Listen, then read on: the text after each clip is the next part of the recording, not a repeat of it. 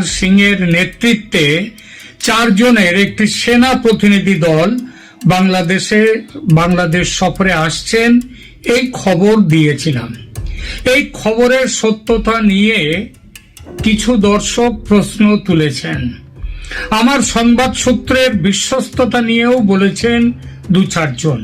এখনকার এই প্রতিবেদনে আমি এই বিষয়টি নিয়ে চর্চা করব।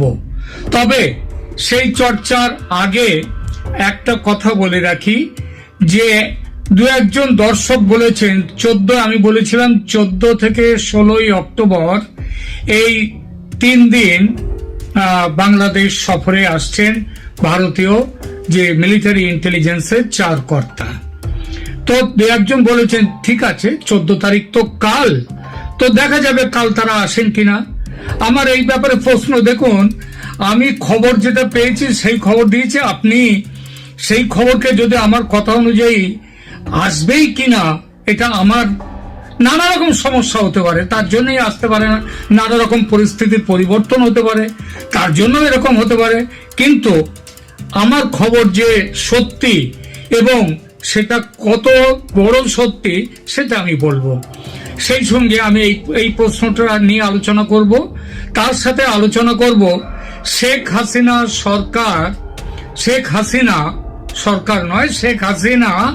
10 দিনের আন্তর্জাতিক সফরে যাচ্ছেন বলে একটা খবর খুব চাউর হয়েছে। এই সফরে সত্যিই তিনি যাচ্ছেন কিনা, গেলে কবে যাচ্ছেন, কোথায় যাচ্ছেন, কেন যাচ্ছেন, এই বিষয়টা নিয়ে সব শেষে 2-4 কথা বলবো। প্রথমে ভারতীয় সেনাকর্তাদের বাংলাদেশ সফরের বিষয়টি নিয়ে বলি। যারা আমার সংবাদ সূত্র নিয়ে সন্দিহান তাদের সন্দেহ নিরসনের জন্য একটি অত্যন্ত নির্ভরযোগ্য সূত্রের বয়ানে খবরটি দেব এখন।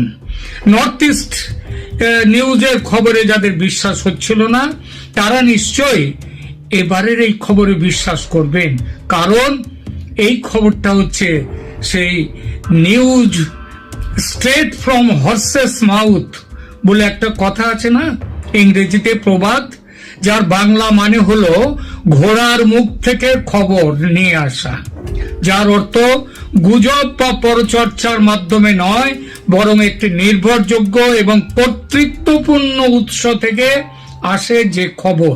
এর অর্থ হলো তত্ত্বটি সরাসরি এবং নিশ্চিতভাবে সত্য, কারণ এটি সেই ব্যক্তি বা সংস্থা দ্বারা করা হয়েছে যার বিষয়টি সম্পর্কে ব্যক্তিগত সরাসরি জ্ঞান রয়েছে।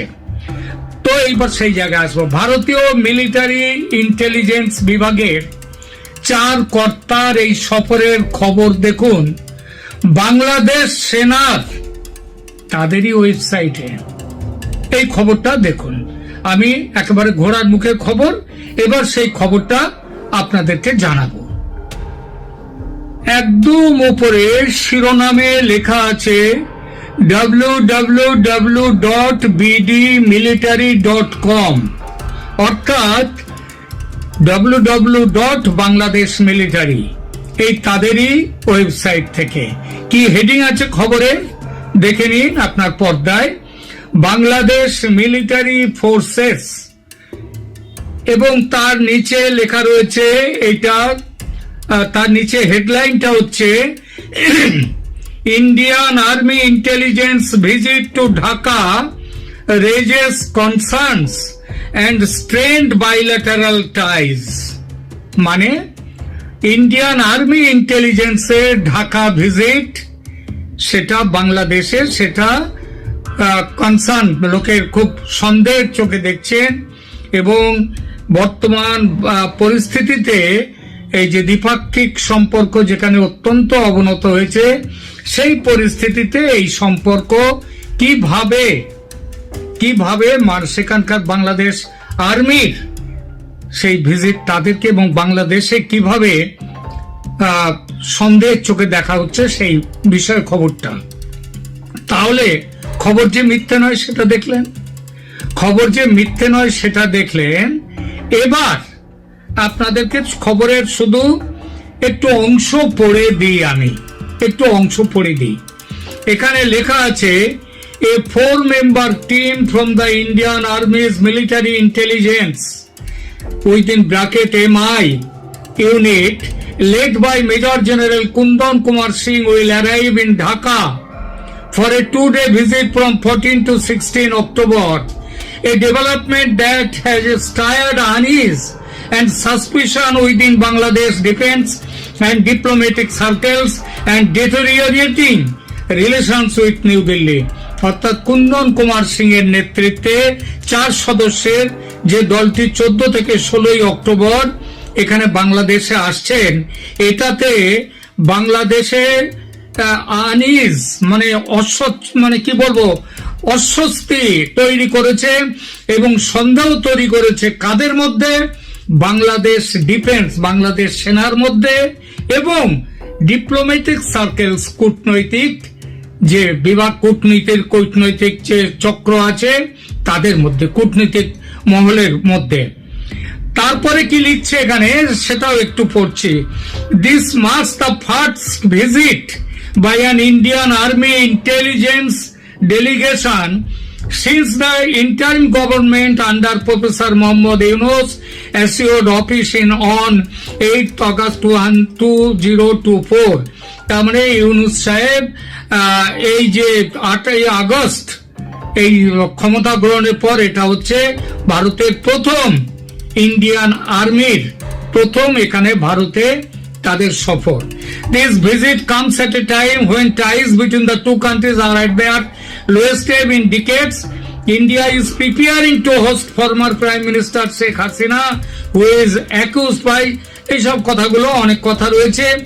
এর পরে আমি আপনাদের খবর দিয়েছিলাম যে কোথায় এই ভারতের যে 4 সদস্যের যে টিম আসছে সেনার, তারা কি মিটিং করবে সেই মিটিং এর জায়গাটা একটু পড়ে দিই। এখানে বলা হচ্ছে অ্যাকর্ডিং টু ডিফেন্স সোর্সেস, কাদের ডিফেন্স সোর্সেস? বাংলাদেশের, ভারতের ডিফেন্স সোর্সেস নয়, কারণ এটা হচ্ছে বাংলাদেশ মিলিটারি তাদের ওয়েবসাইট। সেখানে কি বলা হচ্ছে? The visiting delegation will engage in a series of close door meeting, বন্ধ ঘরের দরজার মধ্যে মিটিং করবেন। কাদের সাথে? With the armed forces division, বাংলাদেশের যে আর্ম ফোর্স তার ডিভিশন, তাদের সাথে কথা বলবেন। Director general of forces intelligence DGFI, Bangladesh air force, army aviation group মানে বাংলাদেশ বিমান বাহিনী এবং বাংলাদেশ এভিয়েশন গ্রুপ তাদের সাথে, এবং and the 10th infantry division headquarters, 10ম ইনফ্যান্ট্রি যে পদাতিক ডিভিশন তাদের সাথেও কথা বলবে। এবং এইখানটাতেই আবার তারপরে লেখা হচ্ছে the wide ranging nature of this meetings, মানে এত বিরাট বিষয় নিয়ে আলোচনা এবং সেটা করবে led by military intelligence wing, has prompted speculation over new Delhi's motives, নয়া দিল্লির কি উদ্দেশ্য সেইটা নিয়ে বাংলাদেশ সেনার মধ্যেও অনেক এই ব্যাপারে তাদের মধ্যে সন্দেহ দানা বেঁধেছে। Particularly as India heads toward national elections in February 2026, 2026 নির্বাচনের পরিপ্রেক্ষিতে বাংলাদেশে এই যে মিটিংগুলো এগুলোর বিশেষ গুরুত্ব বহন করছে। এরপরে এখানে বলা হয়েছে আরো অনেক কথাই বলা হয়েছে, বড় সড় নোট তারা প্রমাণ দিয়েছেন। তো সেখানটায় বলা হয়েছে যে the directorate of military intelligence serves as the intelligence arm of the Indian Army. Its primary mission is to provide timely, relevant, accurate and synchronized intelligence report to the Army's tactical, operational and strategic needs. অর্থাৎ বলা হচ্ছে যে এই যে army intelligence টিমটা আসছে, এই military intelligence যে ইউনিট, এদের কাজটা কি? এদের কাজ হচ্ছে অপারেশন মানে রেলিভেন্ট, টাইমলি, সময় মতো, যথোচিত, সঠিক, অ্যাকুরেট এবং সিনক্রোনাইজড ইন্টেলিজেন্স রিপোর্ট, সমস্ত বিষয় মিলিয়ে একসাথে করে সবার সাথে একটা সিনক্রোনাইজড রিপোর্ট আর্মিকে দেয়া। এইবার আর্মিকে দিলে আর্মি কি করে সেই রিপোর্টটা নিয়ে, সেটাও এখানে বলা হয়েছে। কোথায় বলা হয়েছে? বাংলাদেশের ডিফেন্স ওয়েবসাইটে। সেখানে বলা হচ্ছে যে টু দ্য আর্মিস ট্যাকটিক্যাল অপারেশনের জন্য এবং স্ট্র্যাটেজিক নিড, অর্থাৎ আর্মি কিভাবে এগোবে, কি করবে, স্ট্র্যাটেজি কি হবে, এই সব ব্যাপারে যাতে আর্মি একটা নিতে পারে, একটা স্ট্র্যাটেজি নিতে পারে, তার জন্যই এই রিপোর্টটা দেওয়া হয়। এরপরে আরো অনেক কথা বলা হয়েছে। এর মধ্যে যে কথাটা আমি কাল বলেছিলাম, এটা কোনো মিলিটারি টু মিলিটারি, এটা রুটিন এনগেজমেন্ট নয়। অর্থাৎ হাসিনার আমলে হতো এই রকম যাওয়া আসা, মিটিং ইত্যাদি, সেটাই এবার হচ্ছে, এমন কোনো ব্যাপার নয়। এখানে বলা হয়েছে, দেখুন, this is not a routine military to military engagement when a military intelligence delegation seeks access to multiple operational and intelligence units. It inevitably raises questions about intent. A senior Bangladeshi defense official told bdmilitary.com on condition of anonymity. মানে বাংলাদেশ সেনাবাহিনীর একজন senior কর্মকর্তা তিনি বলেছেন যে এই যে ভারতের সেনাবাহিনী সেখানে আসছে, মিটিং করছে, এটা কখনোই কোনো রুটিন কোনো সফর নয়। এবং এটা তিনি আরো বলছেন, এটা আমাদের অর্থাৎ বাংলাদেশের সেনাবাহিনীর তাদের মনে প্রশ্ন তুলছে ভারতের কি মনোভাব, সেই মনোভাবটা কেন আসছে। এইটা আমি কি এর বাইরে কিছু বলেছিলাম গতকাল? বরং আমি অনেক কম কথাই বলেছিলাম গতকাল। আরো দেখুন, আরো আছে এখানে বলছে, diplomatic analysts suggest that India's renewed outreach reflects unease over Bangladesh's increasingly independent foreign and defense policy. মানে ভারতের থেকে সরে গিয়ে নিজেদের মতো করে যে এখন পররাষ্ট্র নীতি তৈরি করছে বাংলাদেশ, এটা হচ্ছে সেই বাংলাদেশের সেই চেষ্টা, এটা একটা ব্যাঘাত ঘটাবে। আরো বলছে শেষ দিকে যে